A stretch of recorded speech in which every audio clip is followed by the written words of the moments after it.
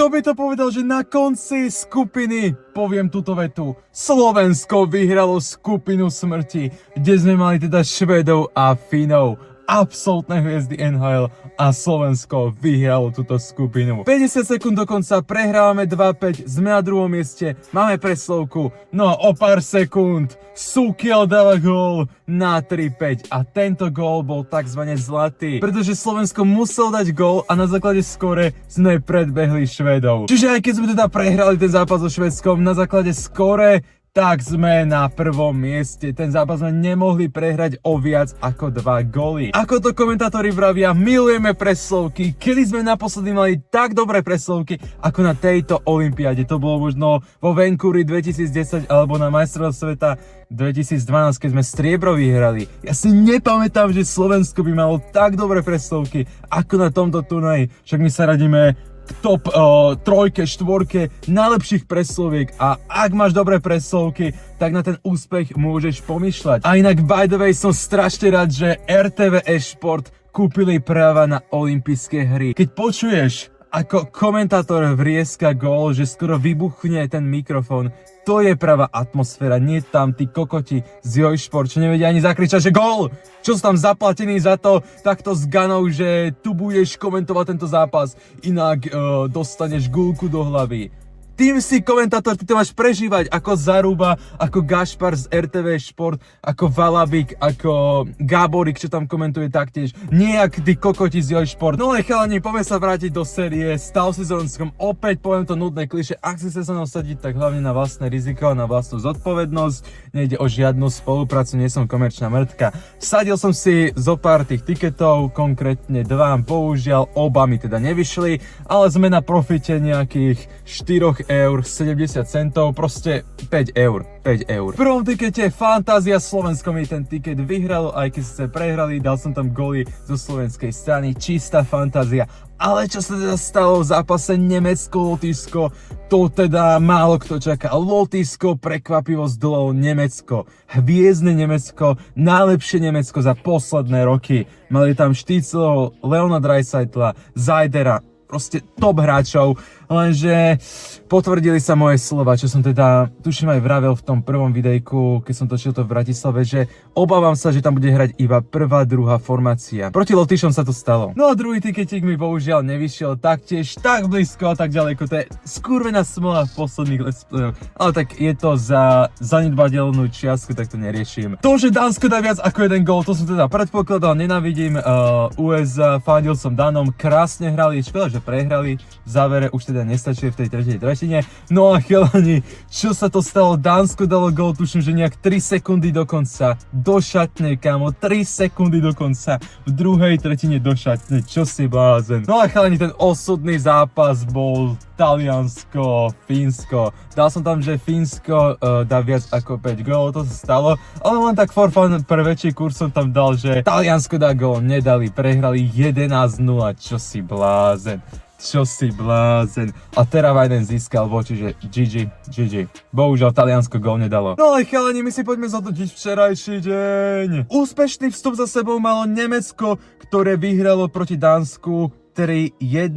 Na druhej strane Lotyšsko si pripísalo prehru proti USA a to 1-5 a tak bol cieľ jasný, získať nejaké body proti Nemecku. Nemecko vstúpilo do toho zápasu aktívne, keď teda vyhrávali 1-0, no a neskôr vyhrali prvú tretinu 2-1, lenže potom lotyšský kolotoč sa rozbehol, lotyšská efektivita taktiež, no a ten zápas otočili. Do konca druhej tretiny vyrovnali na 2-2, ale v tretej tretine Lotyšom sa teda darilo, za pár minút otočili na 4-2. Nemecko v závere ešte dalo gól, ale to už teda nestačilo a Lotyšsko ten zápas otočilo a tak vyhralo 4-3. Nemecko tak v tom zápase sklamalo a veľa typerov trhalo svoje tikety vrátane mňa. Ja som tam mal, že Nemecko vyhrá ten zápas a to sa teda bohužiaľ nestalo. No ale chalani, keby som na tento zápas dal skôr iné tipy, čo som vám odporúčal, tak by som vyhral. Mal som tam, že každý tým dá 2 a viac golov, to mi teda vyšlo, tam bol pekný kurz. Mám tu zaujímavý tip a tak teda rozmýšľam, či to teda dám. Oba týmy dajú 2 a viac golov, je tam kurz 1,85. No a v tom zápase som ešte typoval, že bude minimálne jedna presielka využitá, boli 2 využité, čiže to taktiež vyšlo. Je tu zaujímavá stavka a to, že v zápase Nemecko-Lotyšsko bude využitá aspoň minimálne jedna presielka a je tam kurz 1,4. So zápasom Nemecko-Lotyšsko sa hral taktiež paralelný zápas o 12. a to Slovensko-Švédsko. Slovensko bolo ako jediný 100% tým v skupine B. A tak bol teda cieľ jasný, neprehrať so Švédskom aspoň o 2 góly. No ale ak chceme ten zápas hodnotiť, tak ho musíme rozdeliť na dve časti. Vtedy, keď sme hrali vyrovnanú partiu a vtedy, keď sme už bohužiaľ nestačili na Švedov. Švédsko vstúpilo do toho zápasu aktívnejšie, no a tak vyhrali 1-0, keď nám dali gól vo vlastnom oslabení. No ale o pár sekúnd Slovensko vyrovnalo z preslovej hry a tak bol stav 1-1. Krásny gól Juraja Slavkovského. V druhej tretine Švédsko dalo gól na 2-1, no a Slovensku bohužiaľ neplatil kontroverzný gól. Keby som bol rozhodca a nemal by som slovenské občianstvo, tak ten gól by som asi taktiež neuznal. Bola to taká situácia 50-50, ten puk nebol pekne vidno, čiže tam som sa nejak moc nehneval. No a čo som sa hneval, to boli zase zlé výkony rozhodcov. Skurvené zebry zase dodrbávali ten zápas a zbytočne vylučovali Slovákov za také fauly, ktoré ani neboli. Neskôr v tom zápase sa ukázala tá kvalita toho supera a tak Švédsko zaslúžene vyhralo. Švédsko teda vyhralo 5-2. My sme teda potrebovali dať aspoň gól, aby sme vyhrali skupinu. 50 sekúnd do konca.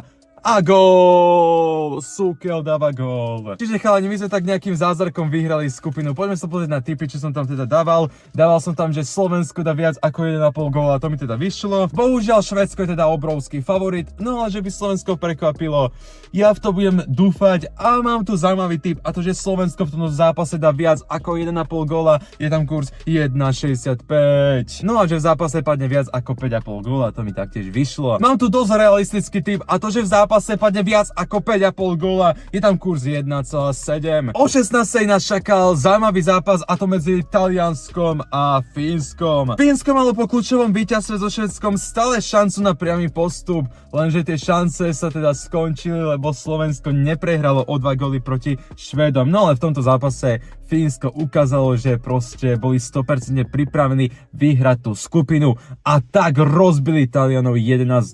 Z talianskej strany sa tam asi nedá nič hodnotiť. Taliansko hralo veľmi sympaticky proti Švédom, proti Slovákom, no ale proti Fínom to absolútne nestačilo. No a my sa poďme pozrieť na tipy, čo Roncek odporúčal v zápase Fínsko-Taliansko. Odporúčal som, že Teravainen získa aspoň jeden kanadský bod, to sa teda stalo. Ďalší tip je teda, že Teravainen získa aspoň minimálne jeden kanadský bod. V zápase proti Talianom je tam kurz 1,57. Odporúčal som, že teda Fínsko dá viac ako 4,5 góla, a to teda vyšlo, dali dokonca 11. Kľudne v tomto zápase by som sa nebal, že Fínsko vyhrá zápas o 4 góly, kľudne to môže skúsiť, ale mám tu zaujímavý tip a to, že Fínsko v zápase proti Taliansku dá viac ako 4,5 góla, je tam kurz 1,42. No ale chalani, večer o 9 nás čakal zápas, takzvaný súboj o Grónsko. USA do olympijského turnaja zaznamenal úspešný vstup, keď zničili Lotyšov a to 5-1.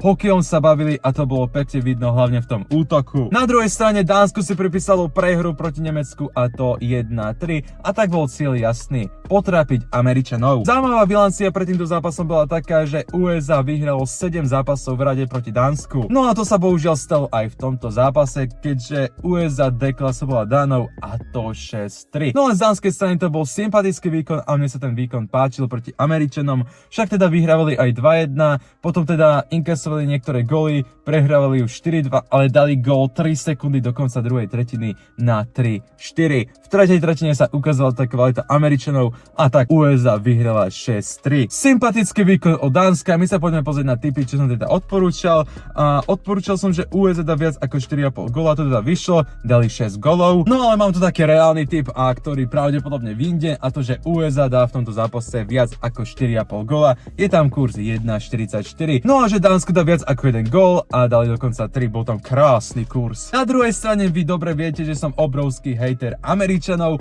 a tak teda vsadím, že Dánsko dá viac ako 1 gól v zápase proti USA, je tam kurz 1,64. No ale chalani, my si poďme analyzovať zápasy, ktoré sa odohrajú dneska. No a tento hrací deň odštartuje zápas Czech Česko, Švajčiarsko. Švajčiarsko pred kľúčovým zápasom s Českom má na konte 3 body, keď vyhrali proti Francúzom 4-0, ale nestačili na kanadský tým, a to 5-1. Na druhej strane Česko si pripísalo prehru proti Kanade 0-5 a pripísalo si víťazstvo proti Francúzom 6-3. No a v tomto zápase sa Česko so Švajčiarskom budú byť o druhú priečku. Ak sa teda pozrieme na vzájomné zápasy a ako by tento zápas mohol vyzerať, tak vzájomný zápas medzi Českom a Švajčiarskom sa odohral však v máji, keď teda Česko vyhralo po predĺžení proti Švajčiarom. Na druhej strane je tu zápas, na ktorý Švajčiari neradi spomínajú, a ten sa odohral vo finále v Prahe, keď teda český tým zdolal Švajčiarsko 2-0 a tak zlato putovalo do Česka, striebro do Švajčiarska. No a ak sa pozrieme na možný priebeh, ako by tento zápas mohol dopadnúť, Česko je väčší favorit a tak sa teda čaká, že Česko tento zápas vyhrá. No ale chalani, skúsim zaujímavý tip, a to, že Švajčiarsko vyhrá do rozhodnutia proti Česku. Je tam kurz 2,17. Zaujímavý tip je, že oba týmy dajú 2 a viac gólov, je tam kurz 1,81. Že v zápase bude viac ako 5,5 dvojminútových trestov, je tam kurz 1,75. Druhý zápas v tomto hracom dni odštartuje Kanada proti Francúzsku. Suverená Kanada zatiaľ predvádza bezkonkurenčné výkony a v poslednom zápase skupiny A sa očakáva teda ďalšie vysoké víťazstvo proti Francúzsku, ktoré na turnaji zatiaľ nezískal ani jeden bod. Kanada po zápase s Českom a Švajčiarskom má skóre 10-1, to je niečo brutálne. Všetci sme čakali, že Kanada bude dominovať, ale že takýmto štýlom klobúk dole. Na druhej strane Francúzsko sa za svoje výkony hanbiť nemusí, aj keď teda prehrali oba zápasy, ale mali tam sympatické pasaže a z toho teda môžu stavať. Ak sa teda pozrieme na vzájomné zápasy, tak tu máme zaujímavý zápas a ten sa odohral na majstrovstve sveta 2014 v Minsku, keď Francúzsko šokujúco vyhralo proti Kanade po samostatných nájazdoch. Od tohto momentu Kanada iba dominovala v každom zápase, no a posledný vzájomný zápas bol na majstrovstvách sveta. Tento rok to bolo, áno, a vyhrali 5-0, tam bol taký Sidney Crosby. V tomto zápase sa teda očakáva dominantné víťazstvo Kanady a tak sa teda predpokladá, že Kanada si schúti zastrieľa a dá minimálne 5-6 golov. No aj chalani, ako dobre viete, ja mám rád tie vysoké kurzy a tak si teda vsadím, že Francúzsko dá aspoň jeden gol v tomto zápase, tam kurz je 2,15. No a čo je teda reálnejší tip, to je, že Celebrity v tomto zápase získa minimálne 2 a viac bodov, je tam kurz 1,95. O 7 večer sa stretne Dánsko proti Lotyšsku. Po prekvapujúcom víťazstve nad Nemeckom má Lotyšsko veľmi blízko k druhému miestu v skupine, na čomu stačí zdolať Dánsko, ktoré na turnaji zatiaľ nezískalo ani jeden bod. Na druhej strane Dánsko má v tomto turnaji 2 prehry, a to prehru proti Nemecku 1-3 a proti USA 3-6. Ak sa pozrieme na vzájomný zápas, tak na súťažný zápas sa musíme pozrieť až do roku 2022,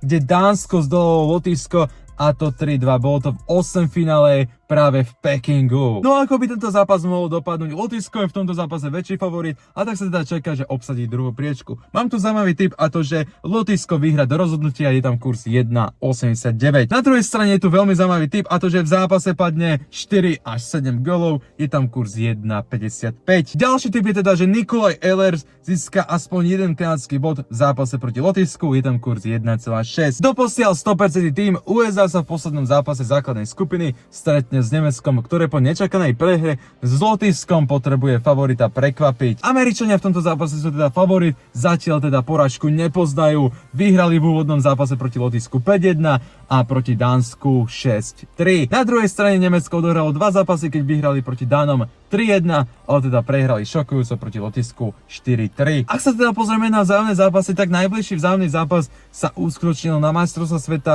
2024, keď teda Nemecko nestačilo na USA a prehrali 1-6. No a teda logicky, Američania v tomto zápase sú teda väčší favorit a tak sa predpokladá, že dajú minimálne 5 gólov. Poďme sa tak pozrieť na tipy od Ronska. Mám tu zaujímavý tip, a to, že Američania vyhrajú a v zápase padne viac ako 5,5 góla, je tam kurz 1,57. No a že môj obľúbenec Leon Draisaitl získa aspoň jeden kanadský bod, je tam kurz 1,7. Toto je môj finálny tiket a mám tu, že v zápase Česko, Švajčiarsko bude viac ako 5,5 dvojminútových trestov, je tam kurz 1,75. No a taktiež tam mám, že Nemecko vystrelí na americkú bránu viac ako 22,5 striel, je tam kurz 1,71. Za mňa celkom realistický tiket, toto by mohlo reálne výjsť. No a mám tu aj ďalší tiket, a to je, že Lotyšsko, Dánsko, a tam padne, že viac ako 4,5 góla, kurz 1,63. No a že teda Francúzsko dá gól proti Kanade, kurz 2,15. No a teda uvidíme, ako dopadnú posledné zápasy v základnej skupine. Ak teda prehrám oba tikety, tak teda budem v profite 0 eur, v zisku 0 eur, čiže sa to absolútne vyrovná. Tak som skúsil nejaký taký risk. Uvidíme, ako to dopadne. Poďme vyhrať tie celé 2 tikety. No než chalani, ja sa s vami lúčim, majte pekný deň, vidíme sa vo vyraďovačke a Slovensko je už vo štvrťfinále. Let's go!